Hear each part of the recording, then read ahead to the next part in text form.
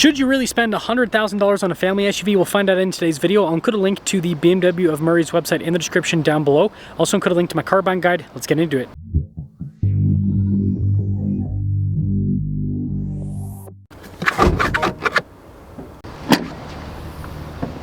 Under the hood, we have a turbo 3-liter inline 6 that goes through an 8-speed automatic. Fuel economy is 21 around town, 25 on the highway, with power outputs being 375 horsepower and then 398 pound-feet of torque.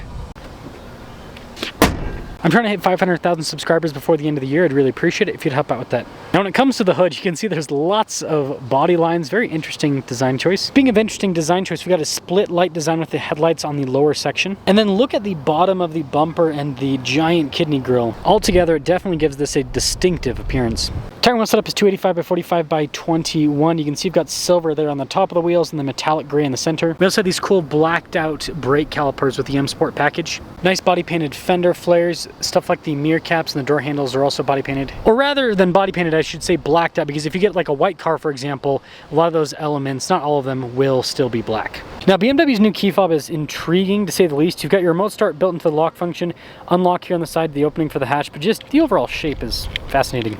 Now, the X7 still has a tailgate, one of the few SUVs left with that. I love the seat controls here in the back of the X7. So you can do max cargo, max passenger, or you can individually raise and lower the seats as well. When it comes to the cargo capacity, behind the third row, not massive, but if you lower the third row, it's very big. For those of you wondering, just press that and it'll close the whole system. Really cool taillight design. Of course, you got all of your normal badges here on the back. Compared to the front end, the back end looks a whole lot more normal. Let's pop inside. Really nice stitching and soft touch here over the door panel.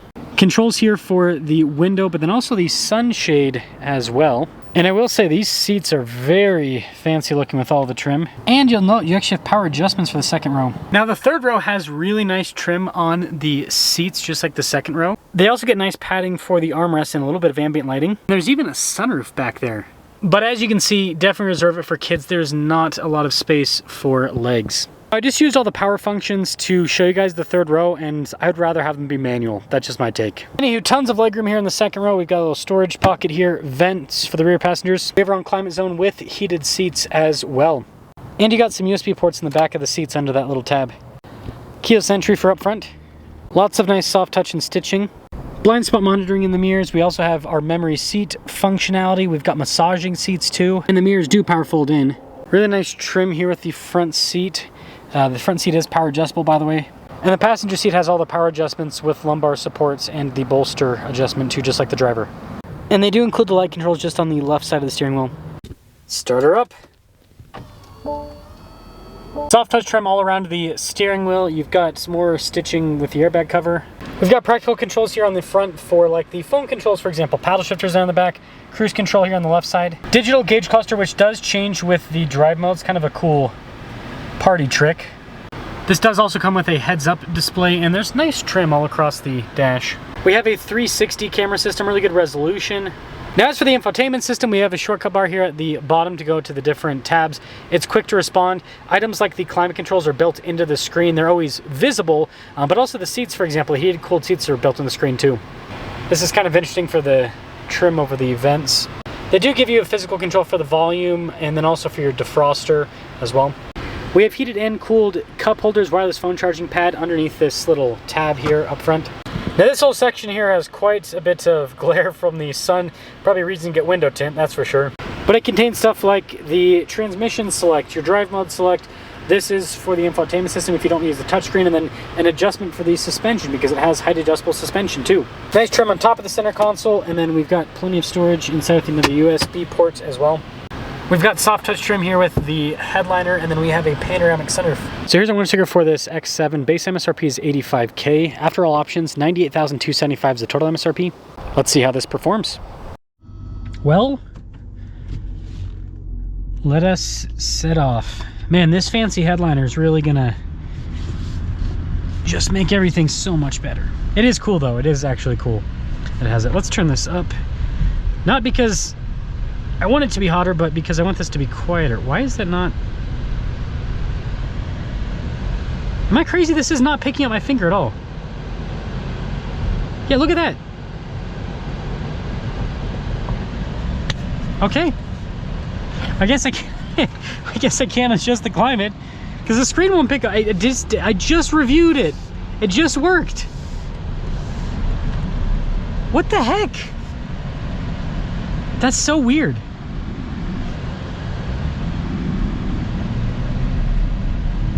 Am I just being dumb? No. Like, it's legitimately... Can I do the dial? Okay, so the dial will work. But the touchscreen won't. Come on, BMW. This is the one downside about these crazy, fancy, modern systems is stuff like this. Now, in terms of the drive, it drives really well. It's smooth, it's quiet, it's comfortable. Yeah, like going over the bumps and everything, very comfortable.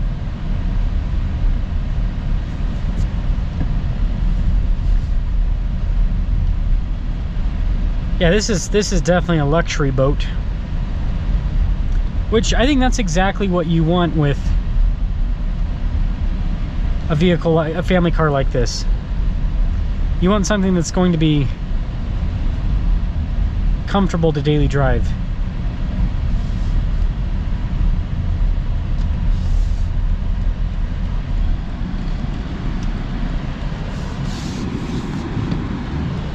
And the torque out of the inline six is really good. Again, 398 pound-feet.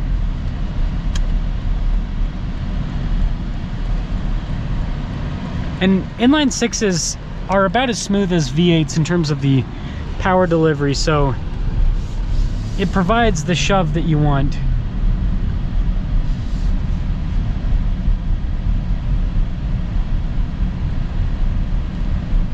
Yeah, very seamless.